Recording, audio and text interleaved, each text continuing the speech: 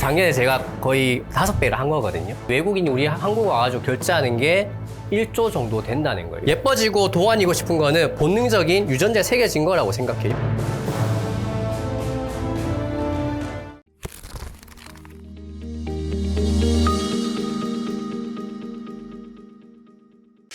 근데 또 이광수 대표님 모셨으니까 부동산 이야기를 또 안 할 수가 없습니다. 일단은 이게 이재명 정부 들어서 수요 억제, 공급 확대, 수요 억제, 공급 확대 이제 좀 정책들이 퐁당퐁당 나오고는 있는데 1월 29일에도 추가 공급 대책이 나왔습니다. 그 전에 135만 호 공급 대책 나왔다가 시장이 오히려 더 올라 버렸고 이번에 수도권 6만 호 공급 방안 나왔는데 이거는 일단 어떻게 평가하세요? 그러니까 이게 공급에 대한 규정을 좀 새롭게 할 필요가 있다는 거죠. 예. 지금 주택 공급은 시장을 안정시킬 수 있는 조치가 될 수 없어요. 예를 들어서 뭐 5년 후, 10년 후 공급인데 그걸 보고 어떻게 유통시장이 안정됩니까? 그래서 이건 별개의 문제다. 그리고 공급은 그냥 꾸준하게 해야 되는 거에 만족을 해야 됩니다. 예를 들어서 공급 발표를 했다고 해서 바로 시장에 반영되고 가격이 하락될 거다 이런 기대를 하면 안 돼요. 그런데 자꾸 그런 식으로 하다 보니까 공급은 무용지물이야. 뭐, 야, 더 좋은데 공급해야지. 뭐, 예를 들어서 그게 공급이 되냐. 이런 식으로 이제 흘러가는데 공급은 그냥 꾸준하게 해야 하는 일이에요. 근데 공급이 한다고 해서 갑자기 지금 단기적인 시장의 안정을 얘기하는 거는 좀 별개다. 영향도 사실 크지 않다. 왜냐하면 예를 들어서 이런 거예요. 지금 서울의 일부 지역의 아파트 가격이 오르는 건 갈아타기 수요란 말이죠. 네네네. 쉽게 말해서 노원구에 살다가 노원구 아파트를 팔고 성동구로 가고 성동구를 팔고 강남구로 가는 이런 수요가 특히 지난해 폭증하면서 가격을 올렸는데 네. 자, 용산에 신혼부부와 청년들을 위한 공공주택을 만든다고 그래서 갈아타기 수요가 없어질까요? 꾸준히 있겠죠. 그렇죠. 예. 네. 오히려 더 증가할 수도 있어요. 그래서 이거는 공급과 그리고 지금 시장, 유통시장과의 관계는 조금 더 별개로 전 보고 있습니다. 그러니까 공급은 그냥 꾸준히 해야 하는 거고 그거는 의무고요. 공급 반드시 해야 대책 돼요. 나왔는데 왜 집값 못 잡느냐. 그렇죠. 사실 이거는 당연히 시간 차이도 있는 건데. 그렇죠. 그렇죠. 그런데 이제는 그걸 또 발표하는 입장에서도 그렇게 얘기한단 말이에요. 또 그 성과인 것처럼 보이잖아요. 단기간에. 맞아요. 근데 그거를 떼내야 돼요. 그 프레임을 벗어나야 되는 거예요. 네. 그렇다고 해서 이제 뭐 서울 집값 강세 이거를 그냥 두고 볼 수는 또 없으니까 관료들 입장에서는. 그런데 이제 공급하는 질적인 내용, 방식 가지고도 좀 이견들이 많아요. 뭐 서울시 같은 경우는 이제 정비 사업, 재건축 재개발 활성화해서 이제 민간의 공급 방식을 빨리 늘려야 된다 이 얘기고, 중앙 정부의 방침은 계속해서 뭔가 임대를 낀 공공 중심의 공급. 여기 역시나 이제 포커스가 있잖아요. 이거는 좀 어떻게 봐야 될까요? 민간 중심의 공급을 풀려면 이제 결국에는 재건축 재개발, 예를 들어서 뭐 이주비 대출 규제라 이런 거 풀어야 되는데. 서울시에서 어떤 논리가 있냐면 이제 내세우냐면 지금 서울의 주택 공급의 비중은 90%가 민간이다. 오랫동안 그래왔다. 네. 그래서 민간 중심으로 공급을 돌려야 공급이 증가한다라는 거잖아요. 네. 그런데 여기서 역설적인 측면이 있는데 민간이 그렇게 공급을 해왔는데 왜 이렇게 집값이 안정이 안 됩니까? 그건 무슨 얘기냐면 민간의 공급은 집값을 안정시킬 수 있는 공급이 아니라는 거예요. 민간은 주택 공급을 왜 합니까? 목적이? 팔려고. 아니 돈을 벌려고 하죠. 예. 팔아서. 예. 그렇죠? 그 얘기는 뭐냐면 공급을 하는데 가격이 올라야 돼요. 그러니까 민간한테 맡겨놓으면 가격은 오르는 거예요. 공급을. 왜냐하면 그렇잖아요. 그래 돈을 벌잖아요. 네. 그래서 이 공급 구조를 사실 바꿔야 돼요. 대한민국의 주택시장의 불확실성이 크고 또 가격이 많이 오른 원인 중에 또 하나가 뭐냐면 공공 비중이 너무 낮기 때문이에요. 그러다 보니까 시장이 과도하게 민간에 맡겨져 있고 그래서 주택 가격이 크게 상승한 원인이다. 제가 판단하고 있거든요. 그래서 공공 비중을 늘려야 된다. 그런 차원에서 최근에 이제 공급 방향이 저는 시장을 안정시키기 위해서 어쩌면 장기적으로 네. 안정시키기 위해서 의미가 있는 조치라고 보고 있는 거죠. 그래서 공공 비중이 너무 낮아요. 근데 우리나라 부동산 시장이 이렇게 예를 들어서 민감하고 중요한데 공공의 역할을 그동안 못했다는 게 되게 아이러니한 부분이죠. 근데 이게 어찌됐든 간에 둘 중에 하나만 해야 되는 게 아니라 사실 공공과 민간이 같이 공급을 확대하면 더 좋은 거잖아요. 근데 이쪽은 규제 때문에 민간 중심의 공급은 눌려 있고 그러면 공공으로 확대한다고 해도 효과는 좀 과거보다는 제한적일 수 있잖아요. 이제 시점이나 기간 뭐 지금 시장 환경의 문제인데 네. 지금만 말씀드리면 지금의 민간의 공급을 늘리면 집값은 폭등합니다. 그래요? 예. 그건 뭐냐면 재건축 재개발을 해야 되는데 그럼 멸실주택이 증가할 거 아니에요. 네네네. 그럼 집값이 어떻게 돼요? 집이 없어지는데? 근데 그거는 또 일시적일 수 있으니 아니요.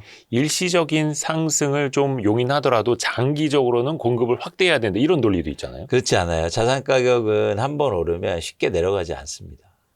근데 그렇다 한들 묶어놓는다고 과연 집값이 안 오르냐? 한두 건의 거래만으로도 지금 뭐 몇십 주 연속 상승, 뭐 신고가 행진 이렇게 또 이어지잖아요. 그러니까 공공이 역할을 한 다음에 늘리자는 거예요.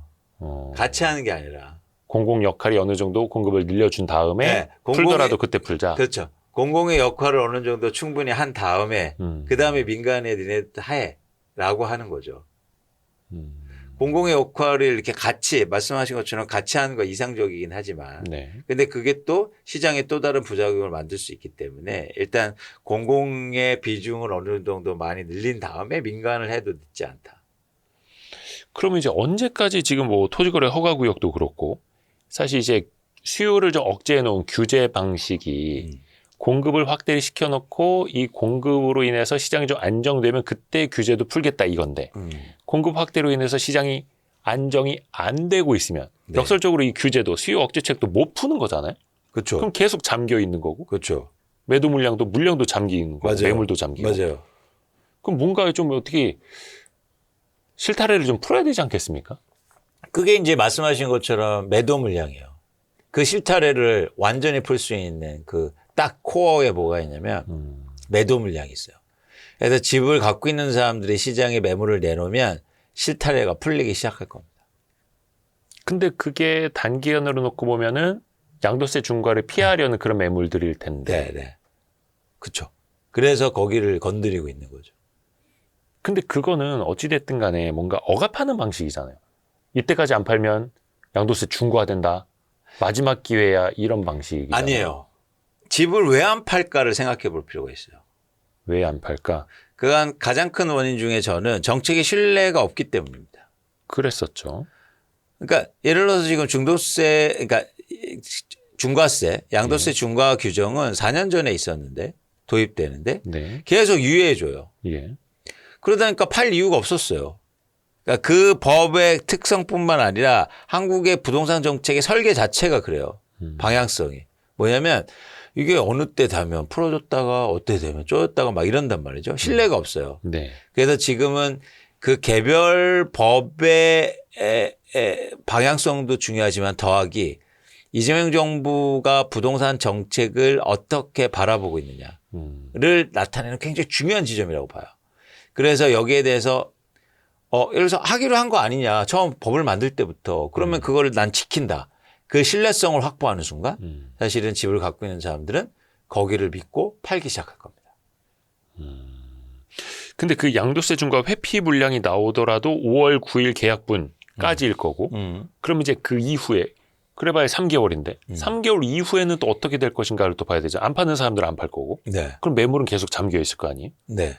일시적 예를 들어서 그들 말로는 뭐 금매가 나올 수는 있겠으나 그게 자산시장에서 또 중요한 건데 뭐냐면 한번 떨어지면 거기에서 앵커가 잠기면서 네. 거기서부터 출발하잖아요. 일단 집값의 안정에 도움이 될 거고 또 하나 뭐냐면 내가 이제는 세금을 많이 낸다고 하니까 예를 들어서 이제 나 안 팔아 하고 했어요. 네. 근데 집값이 조금씩 떨어져요. 그리고 시간이 많이 남았잖아요. 이제 한 3, 4년. 그리고 또 하나 그래서 보유세가 중요한 거죠. 그래서 보유세를 또 얘기하고 있단 말이죠. 물론 이제 대통령도 그 대선부터는 세금으로 집값은 안 잡겠다라고 했지만 보유세 뭔가 어디선가 자꾸 막 군부를 떼요.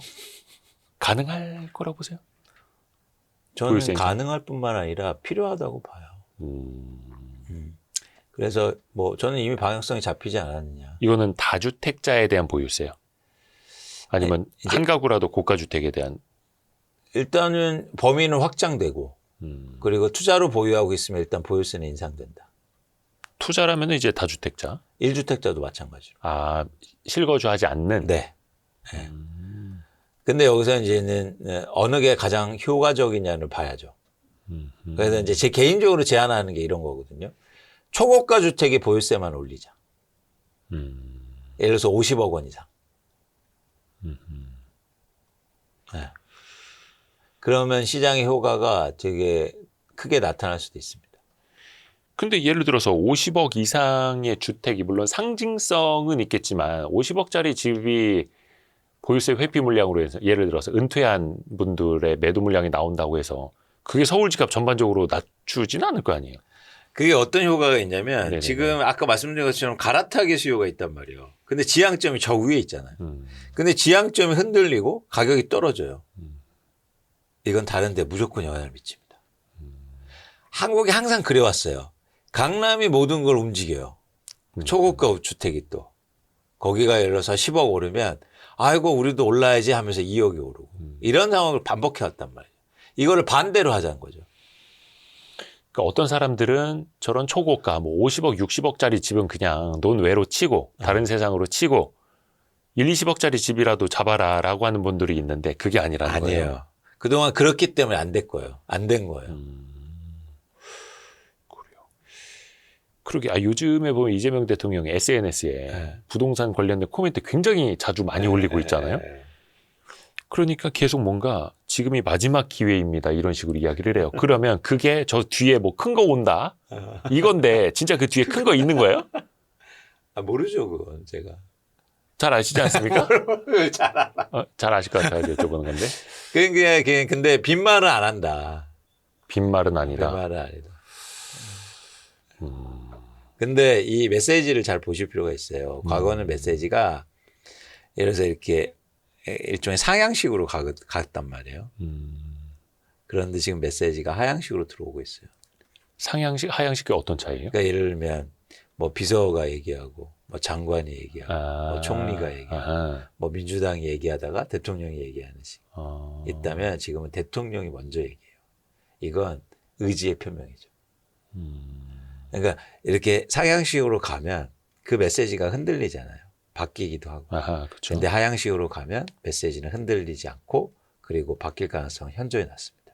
지금 하향식으로 가고 있단 말이에요. 근데 뭔가 조건값이 있었던 것 같아요. 예를 들어 정확히 지금 워딩은 기억이 안 납니다만 어떤 뭐 사회적인 문제가 될 경우에는 세금까지 동원할 수 있다 이런 뉘앙스였는데 바뀌었죠. 어떻게 바뀌어요? 지금은 사회적 문제가 빠졌어요. 그리고 이미 사회적인 문제 임계점은 지났다고 보는 거예요. 그렇죠. 일부 뭐 그런 상황에.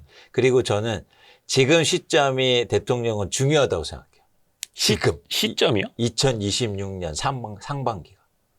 근데 예를 들어서 보유세 인상하더라도 누구나 이거는 생각하듯이 지방선거 전에는 못할 거 아니에요. 아니, 기술적으로도 불가능합니다. 근데 예. 메시지가. 메시지 관리. 예. 그리고 지금 그런 신뢰를 보여주는 게 지금 시점이 가장 중요하다고 보는 거예요. 그래야 부동산 시장이 안정되고 그리고 그럴 수 있다. 지금 시점이. 그러니까 지방선거 전에는 보유세를 못 올리더라도 의지를 보여주면서 메시지 관리를 하다가 그러면 이건 뒤집어서 말씀드리면 지방선거 이후에는 보유세 올릴 수 있다 이렇게 돼요? 가능성이 좀 높다고 봐요.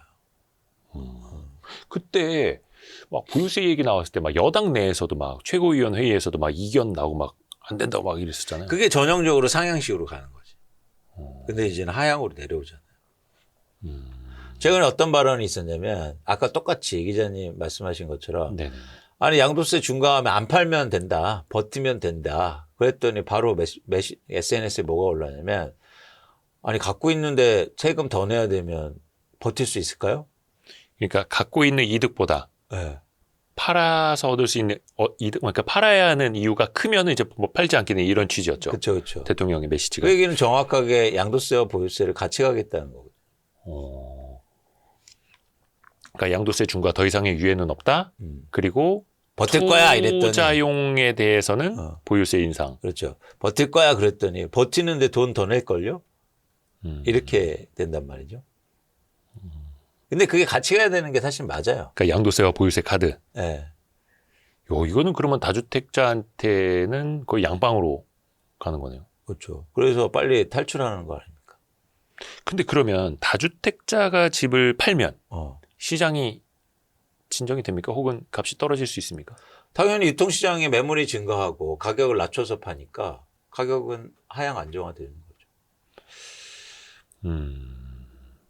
그러면 또 이제 다주택자 입장에서 보면 이걸 이제 되게 순기능으로 보시는 분들 입장에서는 그들이 전 월세 주택을 공급하는 임대사업자들이고 임차인들도 결국에는 그런 집이 있어야 살 수 있을 텐데 그러면 다 실거주만 하도록 하고 투자용은 규제를 하면 지방에 있던 사람도 어찌됐든 간에 아들, 딸이라도 서울로 보내서 실거주하게 하면은 세입자들은 나와야 하고 그래서 전월세 물량이 더 없어지니까 오히려 그 피해가 세입자들한테 돌아간다 이런 논리도 있잖아요. 근데 산수인데 일단 첫 번째는 아셔야 될 게 우리나라 다주택자가 과도하게 많아요. 과도하게. 예를 들어서 갖고 있는 주택의 37% 정도가 다주택자가 보유하고 있어요. 네. 그리고 뭐 예를 들어서 50채 이상도 상당한 수준이고 네. 과도하게 많다는 거 전제 하나. 두 번째는 이건 산수의 문제라고 전 보고 있는데 이런 거죠. 다주택자가 이렇게 두 채를 갖고 있어요. 기자님. 네. 그래서 내가 이거를 한 채를 팔았어요. 팔면 네. 누군가 살 거 아닙니까? 지금 구조상은 예를 들어서 서울이면 실거주가 살 거예요. 그죠? 네. 그러면 임대차 시장 어떻게 되느냐? 한 채의 임대차 공급이 줄었잖아요. 그렇죠. 그 대신 또 한 채의 임대차 수요도 준 거죠. 그 사람들이 어딘가는 집을 찾아서 가야 되잖아요. 아니죠. 아니, 그러니까 그 사람들이 그러면 집을 산다? 실거주했잖아. 예, 예. 무주택자가 여기를 샀잖아요. 예, 예. 그러면 임대차 시장에서 수요가 한 명 준 거잖아요. 이 사람이 일로 이사 왔으니. 그렇죠. 그러면 여기에 빈 거 아닙니까? 그래서 이거는 공급과 수요가 정확히 매치되는 상황이에요. 근데 물론 이것도 닭이 먼저냐 달걀이 먼저냐 논쟁이 될 수도 있겠으나 지역에 계신 분들 입장에서 왜 서울집도 많이 원정 이렇게 샀다고 하지 않습니까? 지방 뭐 의사들 이렇게 고소득자들이 물론 이제 그들이 그러면 어떤 걸 포기할 것인가? 지방에 있는 집을 팔고 서울을 남기지 않을까? 왜냐하면 많은 관료들이나 고위직들이 그러했듯이 그럼 그분들 입장에서는 뭐 주소지 옮겨놓거나 자녀들 하나 보내놓거나 하는 선택을 과연 하지 않을까 싶은 거죠. 그래서 실거주 중심으로 가야죠. 실거주 중심으로. 네, 그 집에 직접 거주해야 된다. 근데 아까처럼 주소를 옮겨놓는 방식은 예를 들어서 실제 거주하지 않으면 뭐 세무조사 같은 것도. 예, 근데 실제로 거주하지 않으면 집을 비워놓는 경우가 있잖아요. 그건 불가능하다. 그래서 강남의 집을 어떻게 비워놓습니까? 뭐 고위직 분은 집 한 채를 뭐 창고로 쓰신다고. 그건 이제 그거 있잖아요. 자녀한테 그런 건데. 대형 평형 아파트를 창고로 쓰신다고. 예. 근데 어쨌든 그건 아주 소수고 예. 중요한 건 제가 말씀드리고 싶은 건 뭐냐면 임대차 시장에서 다주택자가 준다고 그래서 예. 임대차 시장에 갑자기 물량이 줄고 전월세 가격이 폭등하는 구조는 아니다. 그만큼 물량이 주는 만큼 수요도 주는 거다. 실거주자가 사면. 아니면 또 하나 투자자로 샀어요. 다주택자가 팔아서 그 임대차 시장에 한 채가 그냥 남는 거잖아요. 그래서 단순하게 다주택자가 준다는 걸 임대차 물량이 줄어서 뭐 전월세 가격이 폭등한다고 얘기하면 안 된다.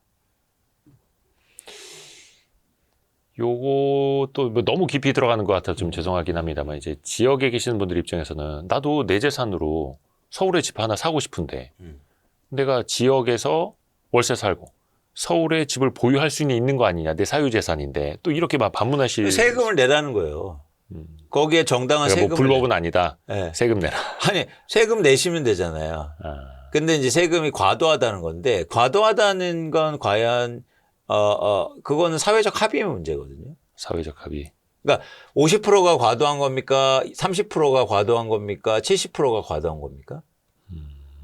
모르잖아요. 누가 정해준 적이 있어요? 그건 사회적 합의예요. 예를 들어서 다주택자가 심하게 시장을 예를 들어서 훼손하고 그리고 불공정하다면 70%가 용인될 수 있는 거고 반면에 다주택자들이 외국처럼 다주택자들이 임차인한테 너무 잘해요. 임대료도 안 올려줘. 예를 들어서 막 10년 동안 계속 살게 해요. 한 달 안 올려주고, 그다음에 오히려 막 임차인들한테 잘해주고 이러면 사실은 30%도 과도한 거죠. 그거는 이제 사회적 합의에 따라서. 그렇죠. 거기에서 예를 들어서 뭐 지금처럼 다주택자가 이익을 많이 봤을 때 이제 중과가 최대한 80% 이상인데 그거 너무 세다. 너무 세다는 건 과연 그 사람이 결정하는 게 아니지 않습니까? 그러면 이제 무주택자 입장에서 이제 내 집 마련 전략도 항상 이제 고민인데 그러면 그런 다주택자들의 매물이 막 나올 때가 기회입니까? 보통 이제 그런 경우에는 그게 전형적으로 언제였냐면 2023년, 2022년 때였거든요. 그때 서울의 아파트 가격이 막 몇 억씩 뚝뚝 빠지잖아요. 그때 막 금리 올라갈 때요. 그렇죠. 예. 그때 뭐냐면 전형적으로 매물이 증가해서 나오는 현상이거든요. 네네네. 그러면 그런 시기가 올 수도 있는 거죠. 물론 이제 유추를 해보면 예를 들어서 강남에 집을 하나 갖고 있고 다른 지역에 집을 갖고 있는 사람이 둘 중에 하나만 선택하라. 보유세 엄청 올라간다라고 하면 지금까지의 상식적으로는 강남 집을 택하겠죠. 아니 근데 이제 처음에는 양도세니까. 양도세는 뭘 선택할까요? 세금을 더 많이 내야 할 걸 선택하겠죠. 그래서 양도세만 집중하면 강남 집을 먼저 팔아야 돼요. 근데 이렇게 빠져나올 수 있잖아요. 예를 들어서 2주택자면 다주택자니까 한 채 싼 집을 먼저 팔면은 1주택자가 되잖아요. 그러면은 난 강남집 있어도 1주택자야. 그리고 여기에 실거주해. 그러면 양도세라든지 보유세 부담이 크질 않을 거 아니에요. 실거주할 때는. 근데 네. 지방에 산다고 가정했잖아요. 뭐 하여튼 뭐 서울에 집 가지신 분들은 아무튼 하여튼 그분들 알아서 걱정하시면 된다. 제가 볼 때는. 근데 이거는 또 어찌되든 간에 정책 당국 입장에서 보면은 개개인 어느 지역 어느 사람 케이스가 아니라 전반적으로 시장을 봐야 하는 거니까 선택은 다를 수 있다라는 거예요. 시장뿐만 아니라 정부가 정치를 하는 이유가 뭡니까? 그건 뭐냐면 상대적으로 사회적으로 예를 들어서 어려운 분들 있잖아요. 다수의 이익. 그러니까 다수라는 게 숫자에 매몰되는 게 아니고 예를 들어서 힘이 없거나 예를 들면 주택시장으로 보면 무주택자를 위해서 정책을 펴는 게 더 맞는 거 아닌가요? 그러려도 집도 져주는 거 아니에요? 청년과 무주택자나 신혼부부를 위해서 우리가 포커스를 맞추는 게 사실 그게 정치가 할 일이죠. 근데 막 강남의 집을 갖고 있는 사람들한테 그러니까 전형적으로 이제 전 정부가 어떤 걸 하냐면 집값이 빠지니까 둔촌주공 살리기를 하지 않습니까? 그러니까 그게 바로 정치가 해야 될 일이냐는 거에 대해서 과연 퀘스천을 우리는 던져야 된다는 거예요. 그러니까 다기론적이고 그럼 그렇지 않습니까? 정치는 누굴 도와줘야 돼? A하고 B가 있어요. 한 사람은 돈이 많은 사람, 또 한 사람은 돈이 적은 사람이 있어요. 그러면 정치는 이 중간에 서는 게 아니라 돈이 없는 사람들한테 힘을 써주는 게 그게 정치의 할 일 아닙니까? 그래서 사실은 이제 진보와 보수라는 좌우 양 날개가 필요한 거죠. 어떨 때는 이렇게 뭐 예를 들어서 세금 많이 내는 사람도 어떻게 뭐 정부가 정책적으로 해야 되는 거 아니냐 이런 또 주장을 하시는 분들이 있는 거고 세금 많이 내는 사람들의 그 세금으로 어려운 분들을 이제 같이 분배를 해야 되는 거 아니냐 또 이렇게 보는 시각이 있는 거니까 어렵습니다. 근데 지금의 대한민국은 그럴 때가 아니다. 쉽게 말해서 아파트만 따지면 강남에 아파트를 갖고 있는 사람들은 수십억 원을 벌었는데 그거를 보호해 주기 위해서 전 사회가 사회적인 어떤 배려를 해준다? 그게 여러분 정당화 될 수 있다고 봅니다. 그러기에는 이미 너무 많이 쏠려버렸다 이런 취지예요. 그렇죠. 불균형이 너무 크다는 거예요. 근데 지금 예를 들어서 최근 3년 동안 보유세를 계속 깎아만 왔어요. 네네네. 뭘 위해서 깎아줬냐는 거죠. 네. 그러면 그 사이에서 얼마 전에 이제 뭐 상속세 뭐 세제 개편 이런 것도 이야기 나왔습니다만 서울에 집 한 채만 있어도 이제는 상속세를 걱정해야 되는 그런 시대지 않습니까? 그러면 뭔가 1주택자라든지 이제 뭐 서울에 그냥 평균 매매 거래 가격도 뭐 15억, 16억 이런 시대니까 그러면은 여기가 허리란 말이죠, 이제는.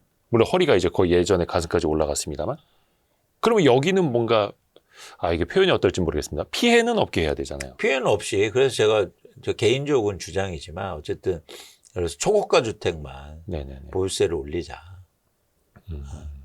그래서 우리나라 50억 아파트가 전체 아파트에서 차지하는 비중이 0.9%밖에 안 돼요.